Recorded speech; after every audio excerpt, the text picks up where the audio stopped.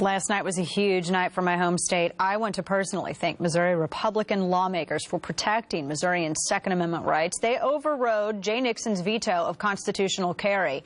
And in all, it ended up in a House vote 114 to 21, which was awesome. Missouri now joins a growing list of states, 11 in all, that allow, not just allow, that recognize responsible citizens their right to carry firearms without unnecessary government regulatory burdens. Joining me right now is Stephen Gutowski, who's been following this story for the Washington Free Beacon. Stephen, I just said, like, before we went live, I had never seen you before, and I said he does have a beard, just like his avatar does. So it's nice to see you. Thanks for being on.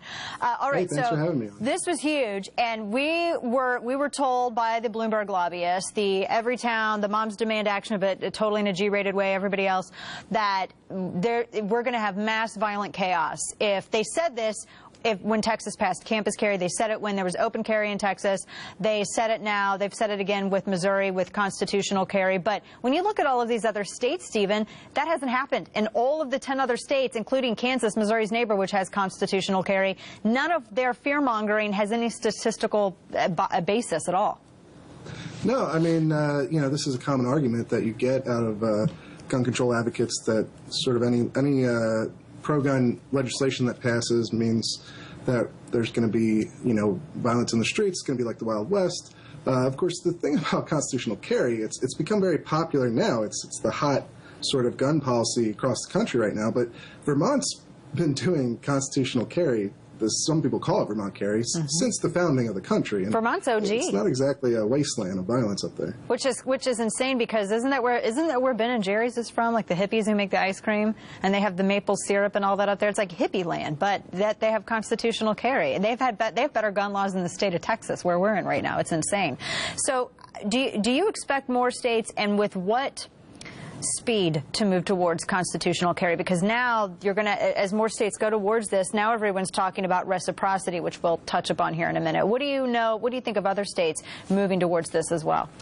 Oh yeah, absolutely. I think this is going to continue to be the trend among the states as far as gun policy goes. It's going to be probably, you could see another 10 states in the coming years adopt constitutional carry. I mean, we have 11 now. You still have a lot of the deep red states that haven't moved towards this kind of carry policy, and I think a lot of them are ripe to. I mean, as you said earlier, there hasn't been you know, any sort of violence outbreaking because of this. Just because someone who can legally, an adult who can legally own and possess a firearm can legally carry it, generally hasn't led to any increase in violence. If anything, you know, with the popularity of gun carry rising, we've seen a decrease in violent crime and gun murder over the last, you know, 20, 30 years. Right.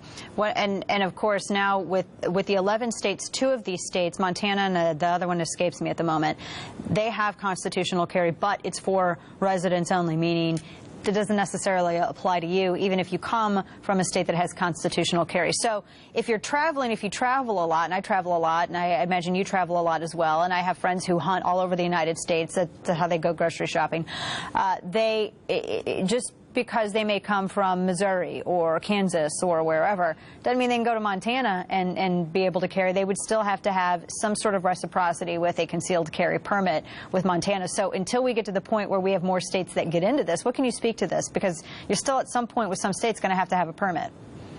Yeah, well, as you know, and a lot of people know, anyone who travels the country and carries, it's basically a spider's web of different policies and laws across the country. So until we get to some sort of national policy on gun carry and concealed carry and open carry, you know, people are going to have to be very careful when they cross state lines with their firearms. Right. I want to talk, too, about what was happening in Washington, D.C. yesterday as all of this was going down in Missouri, because you have Nancy Pelosi, you have White House Democrats, or House Democrats, excuse me, they're making this push for further gun control measures. What exactly are they pushing for? Because they passed up a sweet compromise. John Cornyn's in the Senate before recess, they passed that up, and now they're acting as though they were never given any sort of offer from Republicans. Yeah, I mean, they're pushing for the same things they've been pushing for over the last year, you know, watch list-based gun bans, universal background checks, assault weapon bans. So it's really nothing new out of them. And yesterday was more or less a publicity stunt. Nothing came of it. The Republicans didn't cave. They're not likely to either. So. Right. Yeah. Boy, oh boy. I hope they don't. Of course, that may change after November if the Senate and the House are in trouble. Stephen Gutowski with the Washington Free Beacon. Stephen, good to see you. Thanks so much for joining me. Yeah, of course, that would stay on the back burner. Can you imagine that?